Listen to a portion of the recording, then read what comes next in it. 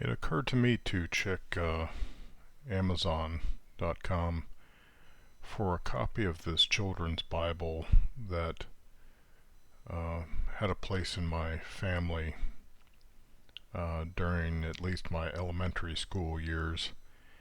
And I wanted to investigate it to see why it might have been a factor in making me become more kindly and favorably disposed towards the children of Israel, the Jewish people, and the message of the Bible, as opposed to other children who obviously grew up to become racists and haters. So I ordered a copy for a decent price, and the copy was in good condition. I got it from a thrift shop, and it doesn't appear to have any markings or any major damage on it, so I'm pretty happy about that. And the only thing is, as with many old books, it feels like you have to be careful about the binding. The binding's intact, but you want to keep it that way. So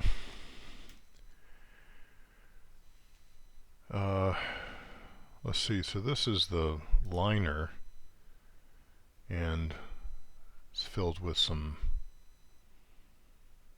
memorable images. Ark of the Covenant, the menorah of the temple. I'm not sure how much I understood what this was at the time. The baby Moses in the basket of reeds. The Tower of Babel, very memorable. I mean, you don't see many buildings shaped that way. The Ten Commandments. The Noah's Ark. The serpent in the tree. I think this is like a Keruvim from the Ishtar Gate, isn't it?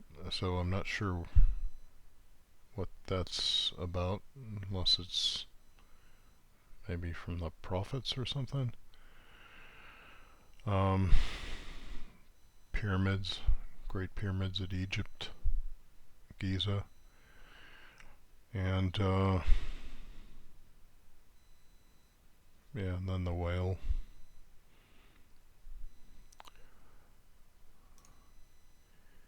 And so this was put out by the Golden Press. Believe this says it's the 15th printing, copyright 1965, I think. Let's double check that.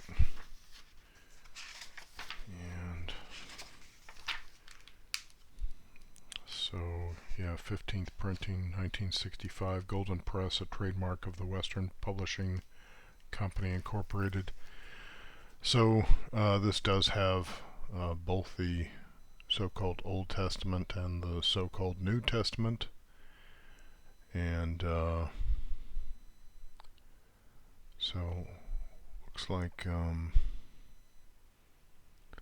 there was a rabbi involved, Rabbi David H. Weiss, spelled W-I-C-E, which is interesting. I've never seen it spelled that way.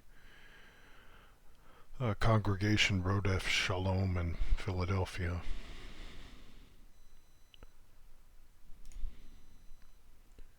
So here's the introduction, and I'll read it to you. This should not be taken as my subscribing to any of these views. I just wanted to reveal how this children's Bible came to be and what its intention is. I will not here be covering the so-called New Testament portion of this book, because it It doesn't represent me, and I don't peddle that message anymore. So, the introduction. The Children's Bible consists of 6 parts, parts 1 through 4 drawn from the Old Testament, parts 5 and 6 from the New Testament. The Bible is the sacred book of Christians and Jews. It tells the story of God's dealings with men, beginning with the creation of the world. The parts of the Bible are called books, such as the Book of Ruth or the Book of Kings. The word Bible comes from a Greek term meaning the books, since the Bible is really a library in itself containing many volumes. These books were written in the course of 1,000 years by many authors in many places under the guidance and inspiration of God. Most of the Old Testament books were originally written in Hebrew. The books of the New Testament were written in Greek. Each book was meant for a special purpose. Some of them are historical, telling the story of God's chosen people, the children of Israel. I would add that even the seemingly historical books have other purposes too. For example, sometimes they just teach arithmetic. Sometimes they teach literary methods of literary interpretation. It's not just like a straight history book. So some of the books are historical, telling the story of God's chosen people, the children of Israel. Others are prophetic, speaking of things which are still to come, of the hidden things in God's plan for us. Others were written to teach wisdom or give advice. One of them, the Book of Psalms, is simply a collection of sacred hymns once used in the temple worship. Others are almost novels, and even contain love stories such as that of Ruth, or tell of heroes who saved their people like Moses. Every page of the Bible is alive with every sort of people, alive with their words and deeds. Some of these people are saints and heroes, many are ordinary people, some kind, some cruel, some weak, some strong. The Bible and history, now Jewish teaching, I think, is that just to be mentioned in the Hebrew Tanakh shows that there's some aspect of that person that's not irredeemable, that they were honored enough to even be mentioned in the Tanakh. But I could be misstating that concept. The Bible and history have often cast light on one another, each helping to explain or confirm what the other says. With the Bible as a guide, archaeologists have been able to find lost cities and uncover many ancient ruins. Starting with the beginning of the world, the story of the Bible covers several centuries and lands, teaching generation after generation that there is a divine plan in history and a purpose in human life. For Christians, the Bible has 2 principal divisions, the Old Testament and the New. Neither can stand alone. The Old Testament prepares for the New Testament completes the Old. Jesus and his apostles knew the sacred writings of the Old Testament almost by heart. Really? Yeah, I'm not so sure that's how the apostles are pictured all of the time in the New Testament, as did many other Jews. Jesus based his teaching on them, and the writings of St. Paul and the other apostles are full of quotations from the Old Testament. Jesus, when asked for a sign, observed that just as Jonah was in the belly of the fish 3 days and 3 nights, so would the Son of Man be 3 days and 3 nights in the heart of the earth. And like Jonah, he would come out again. The word Christ, it should be noted, is the Greek equivalent of the Hebrew word Messiah. And yet there's really no connection between that concept of resurrection and being the Messiah. That is, the Messiah being resurrected. That's my comment. In the beginning of the New Testament are found the four Gospels which tell the story of Christ's early life. So I guess here on we're just like focusing on the Christian aspect, which might be somewhat understandable given that this book is marketed towards a Christian majority in America. Anyway, in the beginning of the New Testament are found the four Gospels which tell the story of Christ's early life. There are 4 books by 4 authors, Matthew, Mark, Luke, and John, but as they contain one message, they are here combined as a single story. Oh, interesting. So they harmonized it.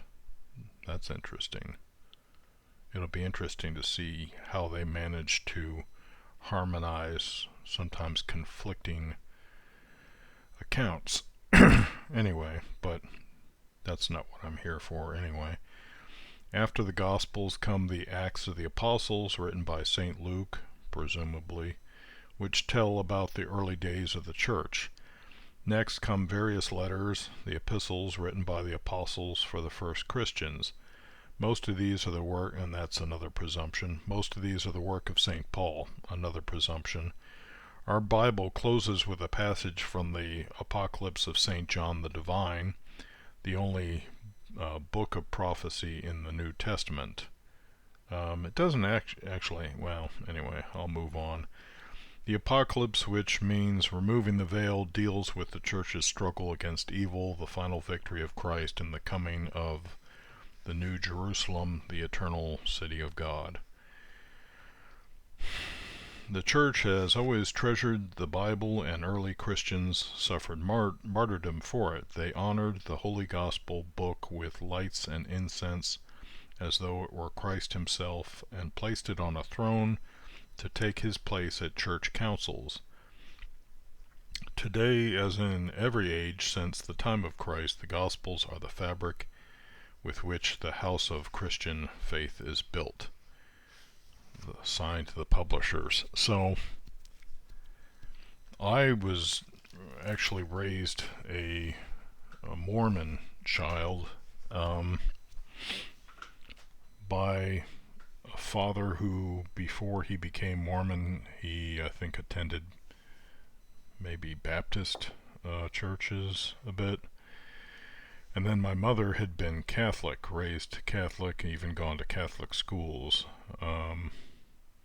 And still to this day, my mother, her beliefs are a strange hybrid of Mormon and Catholic and, Protestant Christian beliefs. And, yeah, she doesn't really give much ear to anything I have to say about any of this.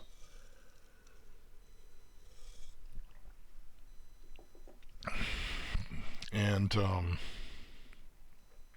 at this time, I'm looking after her to an extent. She's still independent to an extent, but yet I think it's a good idea that she have someone here, because she is a fall risk. She's had a history of a few falls already, and then there's just nobody else here for her unless I made myself available. So I have. So she was at least one of the parents who read me some of these stories, and but then I remember picking it up myself and reading some of the stories myself. So my siblings either were not exposed to this book that much, or were not so influenced by it, and didn't really seem to have so much time for it. So